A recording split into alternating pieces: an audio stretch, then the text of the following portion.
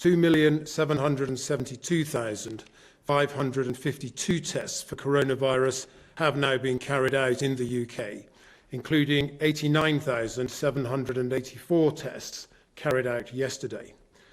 248,818 people have tested positive, and that's an increase of 2,412 cases since yesterday. 10,025 people are currently in hospital with the coronavirus. That's down 17% from the 11,716 this time last week. And sadly, of those who've tested positive for coronavirus across all settings, 35,341 have now died. That's an increase of 545 fatalities since yesterday. And of course, our thoughts are with the families of all of those who've lost their lives to this virus. Before I turn to some of the work that DEFRA is doing to ensure that we are able to harvest this year's farm harvest, I want to remind people of the details of the next phase of our fight against the coronavirus.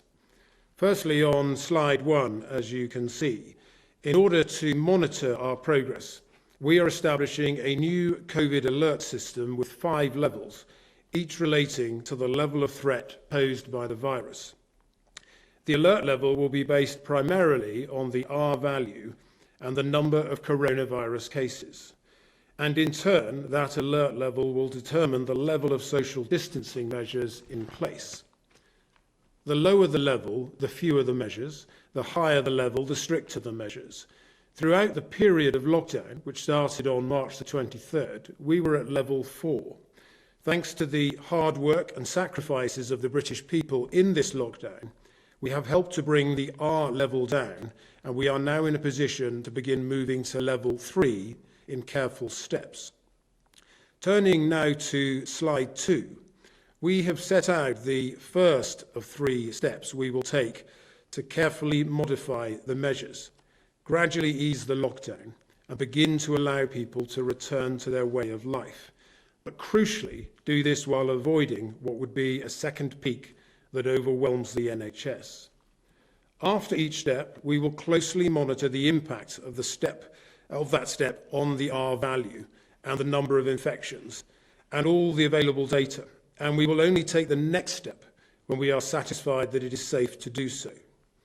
So in step 1, as the Prime Minister announced last week, those who cannot work from home should now speak to their employer about going to work. People can now spend time outdoors and exercise as often as they like. Finally, turning to slide 3, having taken the first step in carefully adjusting some of the measures and our advice to people on what to do, our clear advice is to stay alert, control the virus, and save lives. And staying alert means staying at home as much as possible and working from home if this is possible, limiting contact with other people, and where contact is made with other people, keeping your distance, washing your hands regularly, and also staying at home and self-isolating if you or a household member shows symptoms of the virus. My final point today relates to the availability of labour this year for the farming harvest. Every year, large numbers of people come from countries such as Romania and Bulgaria to take part in the harvesting crops such as strawberries and salads and vegetables. We estimate that probably only about a third of the people that would normally come are already here, and small numbers may continue to travel. But one thing is clear, and that is that this year we will need to rely on British workers to lend a hand to help bring that harvest home. Over the last couple of months, we have been working with industry on a plan to support and help people taking second jobs, particularly those who are furloughed. And we have launched a new Pick for Britain website that enables people to go online, check what job issues there are, what job availability there is, and to marry up job opportunities from growers and employers with those people seeking a second job, particularly those that are furloughed. And we believe that those who are furloughed may be getting to the point that they want to lend a hand and play their part. They may be wanting to get out, and they may be wanting to supplement their income with an additional job. And if those If they do feel that way, I would urge them to visit that website and to look at the opportunities that are there. I will now turn to Angela McLean, who will give you further updates on the coronavirus. Thank you. If I could have the next slide, please. This slide shows the way people are moving around using their own cars, light goods vehicles or heavy goods vehicles, or in public transport in the three graphs on the bottom. The data runs from the 16th of March to the 17th of May. And what we see is that although there is some increase in the use of private cars and also in light goods vehicles and heavy goods vehicles, that the reduction in the use of public transport, whether that be national rail, tube and buses in London or buses elsewhere, fell very low and has stayed very low. That is very good news for all of us, because it means that people are continuing to respect the fact that if we can, we must stay at home in order to prevent the transmission of this virus. Next slide, please. So this next slide, in the top there, in red, shows the number of tests being done each day. And what you see is that it's been very much higher, really, for the second half of that graph. So the graph runs from the 6th of April to the 19th of May. On the 19th of May, there were 89,784 tests. And what that translates into is daily confirmed tests, daily confirmed cases. So each day, how many people across all sorts of different settings had a positive test. It's quite difficult to interpret that green graph because it's in the context of lots of different people being allowed to be tested, and indeed, of course, lots and lots of extra testing becoming available. And when I want to know what's happening every day with coronavirus infections, if I could have the next slide, please, I turn to data from hospitals and the estimates of the number of new daily admissions into hospitals each day. So we have this time series best for England, so we tend to look at the English data. And what you see there, so that's really the flow of infected people into hospitals, and it's therefore a much more sensitive way of keeping track of what's happening across the country. So what you see is a graph that rose sharply from the beginning of March. It had already risen before then, and peaked on April the 2nd. And that's actually exactly the date that we would have expected it to peak, given the lockdown that we all took on board on the 23rd of March, and the fact that it would take about 10 days for that sudden drop in the number of new infections to turn into the sudden drop you see there in the number of people arriving in hospital with COVID. And then what you see is that that has fallen fairly steadily since then. It's not falling quite as fast as it was right at the very beginning, and that is a cause for debate about why is that. And a different way of keeping track of how much infection is there in hospital is to look at the numbers of people who are really ill. So the bottom graph there is to do with people who need mechanical ventilation. So those are the people who are really most ill. And what it shows is, of all the facilities that we have, so of all the beds in hospital where there is a mechanical ventilator, how many of them are being used by a patient who is infected with COVID? And what you see is that that peaks, not surprisingly, a little bit later than the peak in new admissions, because, of course, this is now a much longer. You can only appear once.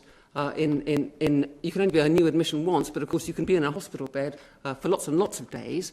And so you see that with a later peak, a flatter peak, and a slower decline, but nevertheless a sustained decline across all four of our nations. Next slide, please. This breaks out the number of people in hospital with COVID-19 right across the UK. So we have it for the four nations of England, Northern Ireland, Wales and Scotland, but England is then broken up into different regions. If we look at, and you can see that there is a fair bit of variability across the different nations and the different regions.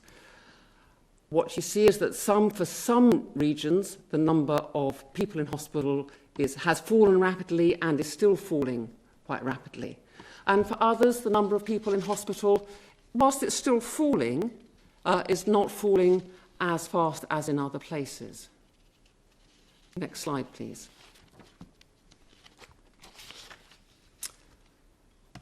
Here we see people who have sadly died from COVID with a confirmed positive test here across the UK.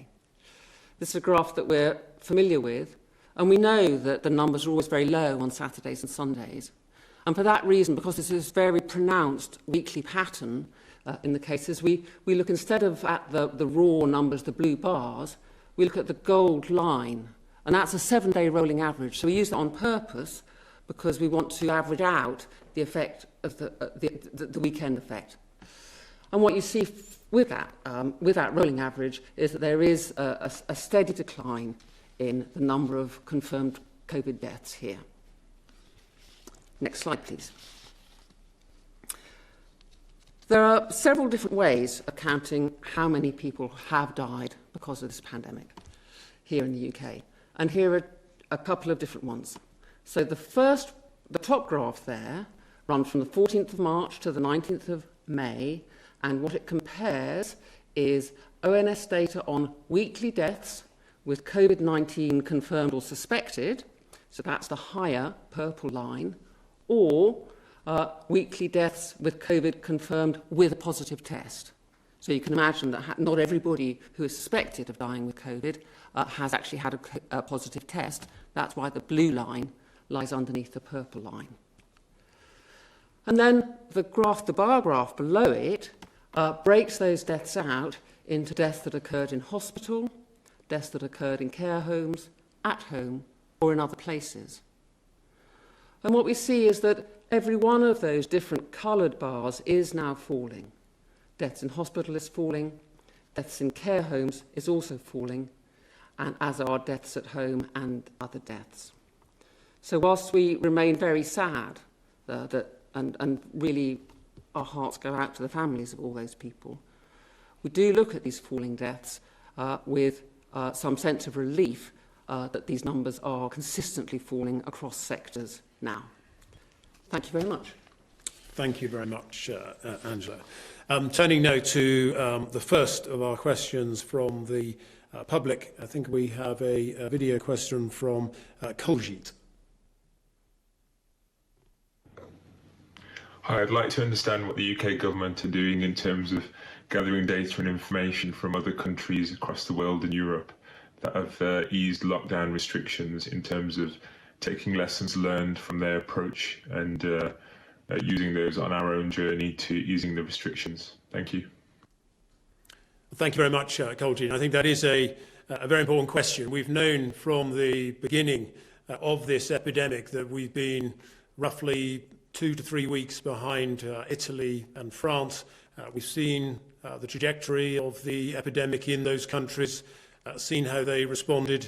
Many of the approaches that we've taken have obviously been very similar to those countries. And of course, in many other areas that we are considering now, including potentially having quarantine at the border for arrivals, we're also seeking to learn lessons from the approach taken from some of those other countries. I may ask whether Angela has any particular points she wants to add from an epidemiological point of view. I think that those points are very good, and that it's obviously really, really important, and a very good point that we need to look to our near neighbours and also countries further away to learn what works and how long it takes to see if something is working or not working.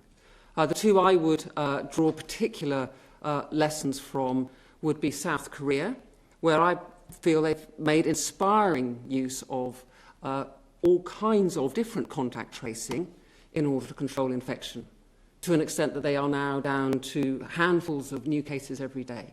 And when they say new cases, they mean people they've found in the community because of their contact tracing efforts. And I think that is an experience that we are aiming to emulate. The other country I would look to is Germany, where the importance of testing has always been so clear, and from that is a place from where we have learned that we need to grow our testing facility and have grown our testing facility. Thank you, Kuljit. Thank you very much. And the next question we have, I think, is a written one, which is from Nick from Gatwick. And his question is, for those of us that work in sectors of which we cannot return to work, aviation, hospitality, etc., will we see the government increasing the length of payment holidays for both mortgages and loans to ensure we can financially weather this storm too? And Nick, I think the point that I would make on this is that Rishi Sunak, the Chancellor, has announced an unprecedented and very comprehensive package to support both businesses during this time of crisis, but also employees that are affected. So businesses are able to access the coronavirus business interruption loan, and there have also been a number of other grants to help small businesses, and business rates have been set aside. And in the case of employees in those businesses, we've obviously had the furlough scheme, the job retention scheme. It's now the case that around 8 million people are furloughed under that scheme. And I know that the Chancellor is thinking very carefully about how that can evolve as we go through these various stages, because it is the case, as you point out in your question, that there will be sectors in areas such as hospitality, or in the restaurant trade or in aviation and others where it's very difficult for business to get back to anything close to normal for some time. And I know that the Treasurer will be thinking very carefully about how the job retention scheme that we have can evolve to help support those businesses as they tentatively try to return to business in July. I will move on now to some of the questions from the journalists, starting with Sophie Hutchinson from the BBC. Good afternoon. You were just saying how inspired you are by South Korea and Germany, the contact tracing and testing that's been going on there. Do you regret the decision that the government made in March to abandon that sort of tracing in the community? Well, I think the point that I would make on the testing and tracing is we've been expanding, ramping up that testing capacity over the last couple of months. We got it to 100,000 capacity by the end of April. We're continuing to build that this week. Matt Hancock has made clear that anybody over the age of 5 with symptoms can get a test. And it's also the case that we've now recruited over 20,000 people to assist with contact tracing so that we can help track down infections on hotspots for this virus as we try to emerge from lockdown. I think it's the case that early on in this epidemic, clearly there was a priority to make sure that people showing symptoms who worked in the NHS because of their close proximity with patients had those tests, so there was priority given to those. But we are now in the position where we're able to offer testing to anybody over the age of 5 with symptoms, and that's going to be quite crucial to developing our track and trace capabilities in the months ahead. Angela? I think I would agree that at the time, with the testing we had, the right thing to do was to focus it on people who were really sick in hospital. So we knew who in hospital had COVID. So it was the right thing to do at the time. Sophie, is there anything else you'd like to? Yes, just to ask, so you would agree, therefore, that your strategy has been based on capacity rather than the science? Well, it's undoubtedly the case that early on we were wanting to build that capacity. And we've pointed out before, there were countries like Germany that naturally had more capacity existing in their economy. We were building it very rapidly from a very early stage. And we have now got to the point, as Matt Hancock pointed out this week, that we can offer tests to anybody over the age of 5 with symptoms, and that's going to be pretty critical in terms of developing that track and trace capability. Next, we have John Ray from ITV. Hi there, good afternoon. A question to each of you, please, about the return to school. I wonder if you'll both accept the deep, profound and very sincere fears of teachers and parents about heading back to school beginning in June. And for you, Minister, this question: when so much has quite obviously gone wrong with the government's leadership of this crisis, track and tracing, PPE, care homes, you can't really blame teachers for not believing you when it comes to returning to school. And for the scientists, please, frankly, isn't it just too early to conclude that the science says that it's safe to return to schools? Well, John, it won't surprise you to know that I don't share your caricature of the government's approach in this. Of course, there have been challenges along the way in these extraordinary times we're in on a number of fronts. Other countries have experienced similar challenges. The government has grappled with what's been a very difficult situation and made timely decisions and taken action to ensure that we had the capacity we needed to deal with this epidemic. And so, for instance, we constructed very quickly all of those Nightingale hospitals that gave us that additional capacity, should that have been needed, and the steps we took meant that we were able to flatten the curve of this virus better than some had expected us to be able to. But on the specific issue of schools, we're working very closely with the teaching unions and with school leaders on our approach to this. We do believe that it's important that initially we get the year ones and year sixes back into a school environment to help prepare them for the move up to secondary school in the case of the latter, but also to help settle in the younger children in the former. And we do believe that other countries like Denmark have demonstrated how it's possible, in fact, to bring schools back into opening, albeit in a socially distanced way, albeit with fewer pupils initially and staggering the times that year groups arrive and so on. So other countries have demonstrated ways that this can be done. And linking to the question that was raised by Koljeet at the beginning of this question session, I think it is important that we learn from those other countries, and that's exactly what we're trying to do. My final point is we should bear in mind that throughout all of this crisis, I completely understand that there is apprehension and anxiety of those who are being asked to return to work.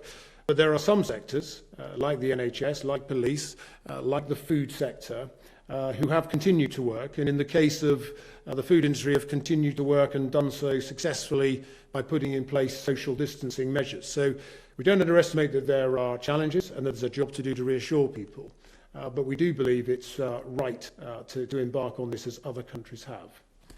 Angela, do you want to add anything? Yes, thank you, John.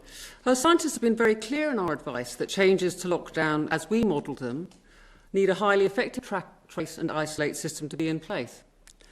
And we're also very clear that any change to social distancing measures should be based upon observed levels of incidence in places that those are going to be changed, not on a fixed date. Okay. John, is there anything else you wanted to pick up to each of you? To the scientists, as I understand it, the track and trace will not be in place, fully in place, by the 1st of June.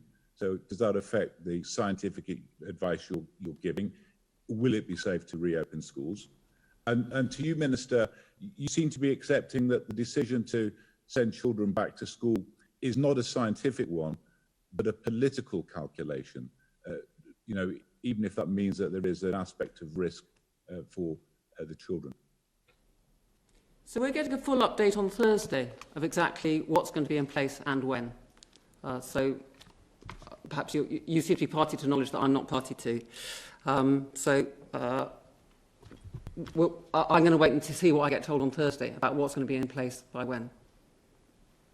And John, look, it's absolutely the case that as we evolve our policy from lockdown to something more nuanced, with easements being progressively rolled out in several stages over the course of this summer, of course, absolutely we are following the science on this. And just as other countries like Denmark, who've also embarked on a similar journey, are also following the science. So I don't accept that it's putting the science to one side, but it is absolutely the case that all of us are going to have to live alongside this virus for some time to come. And we do need to try to live our lives and identify ways of returning to work as far as possible, and to put in place those social distancing measures. And that's what's happening. It's what's happened from day one in supermarkets, as people will have seen. It's what's happened in day one in the NHS, who've obviously been dealing with people affected by the virus. And it's the case that as other walks of life get back to something closer to normality, we do have to identify ways of doing that while observing the social distancing. The next question is Andy Bell from Channel 5. Thank you very much. Today, the Chief Executive of Care England has told the Parliamentary Committee that people were discharged from hospital back into care homes when they were either symptomatic or simply didn't have any COVID-19 status. They hadn't been tested. Secretary of State, how was that allowed to happen as a policy? And Dame Angela, was there any scientific advice given at the time about doing that? Well, look, we don't accept the caricature that we took an approach that was wrong. Very early on in this epidemic, we had protocols in place for care homes. There was guidance as to how they should approach things. As the situation developed, then more stringent policies were introduced by way of policy around discharge. And we got to the point that everybody was tested before discharge. But in those early weeks, there would have been some instances where people may have been discharged who were asymptomatic. And there may have been some small number of instances where they may have been showing symptoms but would have been isolated. And that was the guidance at the time that was in place. But we have strengthened that very much ever since then. We now have testing and a very rigorous discharge policy that's in place, and that is getting stronger all the time. And it is reassuring. While it's obviously a tragedy to see the number of deaths that we've had through this epidemic, it is reassuring, as Angela said earlier, that we've passed the peak epidemic that was taking place in care homes, and the number of deaths and number of infections is now declining. Andrew, would you like to add? I can't answer that question without going back to the exact list of what advice was given when, and I don't want to give you an answer that's not correct. So if you'll forgive me, could we take notice of that question? Is that okay? We can get back to you. Well, yes, obviously, if you can get back, that would be very good. I mean, it leads on to another question I have, which is that the chair of the Science and Technology Committee today has said that the advice given by scientists is too secretive in this whole process, that more should be published. I mean, do both of you think that would be a good idea? Do you think that would lead to better decision making? Well, I don't really accept, Andy, that it is secretive. We have been having these briefings on a daily basis for weeks and weeks now, and this is my fourth time doing this daily press conference, and at every one of those occasions I've either had somebody from the Chief Scientific Advisors Department or from Public Health England or the NHS alongside me, and I think we've been very candid in sharing with people at every step of the way exactly what we are doing and why we are doing it and what the evidence shows, complete with graphs that show the trajectory and the trends and the epidemiology behind this outbreak. So I don't really accept that criticism at all. I think we've been very candid throughout this in terms of sharing knowledge with people and sharing our approach with people. I can tell. Okay. We have been really very, very focused on trying to give really high quality advice, completely rooted in evidence. I can assure you that at every conversation we are always challenging each other to say, what is the evidence for that? Our job is to give science advice here and make sure everything we say is rooted in good quality science. I have to admit that I haven't spent much time worrying about how secretive or not secretive it is. I can see that is going to be a big issue when we have a big look back. I'd be more inclined to address that then. I realise that's not what you want me to say, I know, but I don't see any. I don't think that's the most interesting conversation. I said the most interesting conversation is, are we able to give good advice? Thank you very much. Next we have Jane Merrick from the Eye.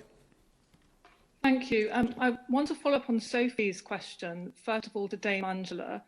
In February, a WHO China report said that community testing and contact tracing was the best way to tackle coronavirus.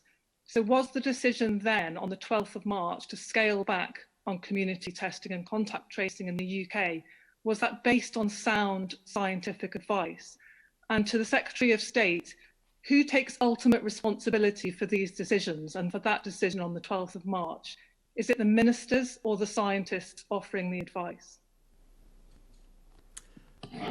The advice that we gave was certainly took account of what testing was available.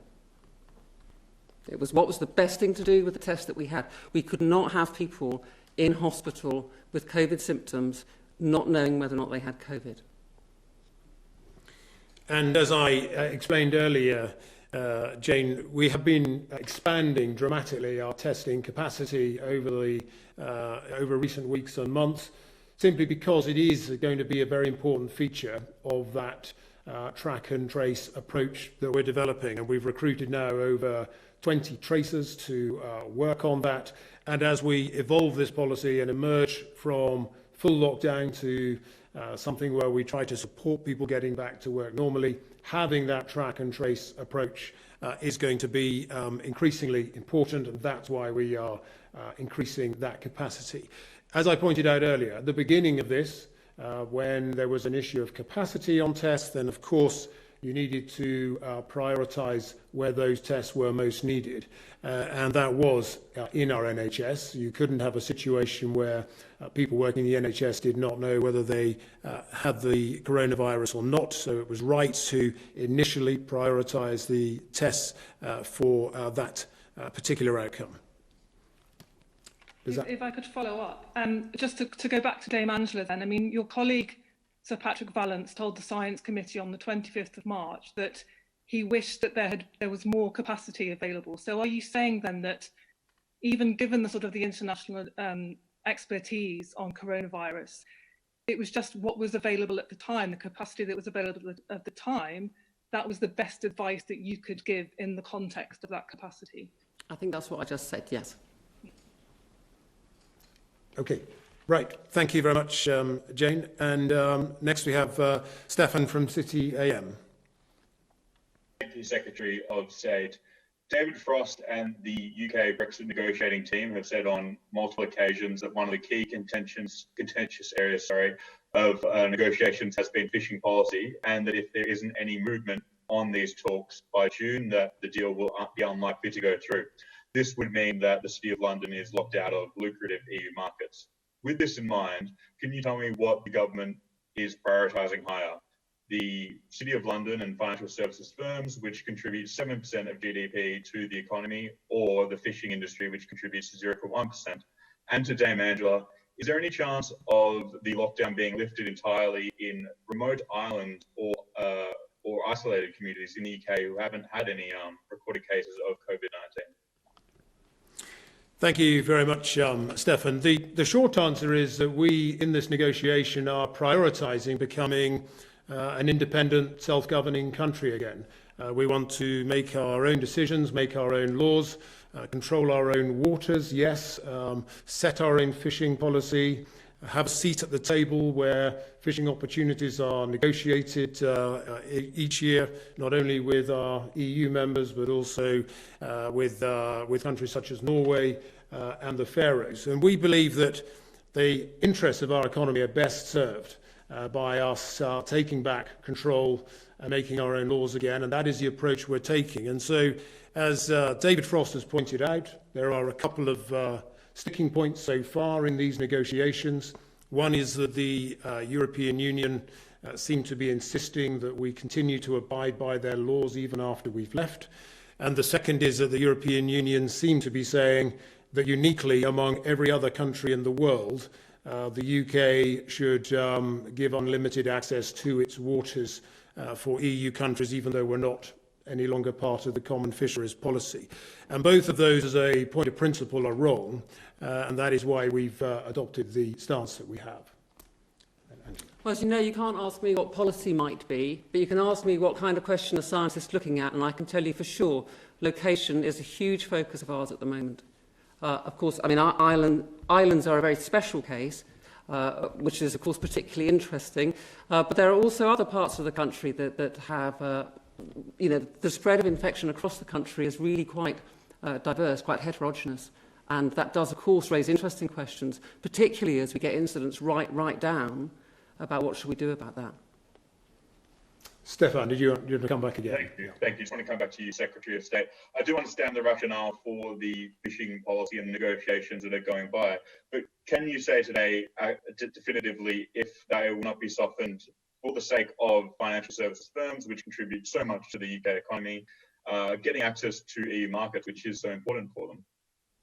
Well, look, I just think in this approach, it's very important that you're clear about your priorities. And one of ours is to become an independent coastal state in control of our own waters again and managing and controlling access to our waters. That's been our position from the very beginning, and it will not change. And I think it's not something to get into to be saying you have to sacrifice one industry in order to give a leg up to another. That's not the way to approach this negotiation. The way to approach it is to stand up for our interests as an independent country, and that's the approach that we are taking. Now, next we have Ben Fishwick from Portsmouth News. Thank you, Secretary of State.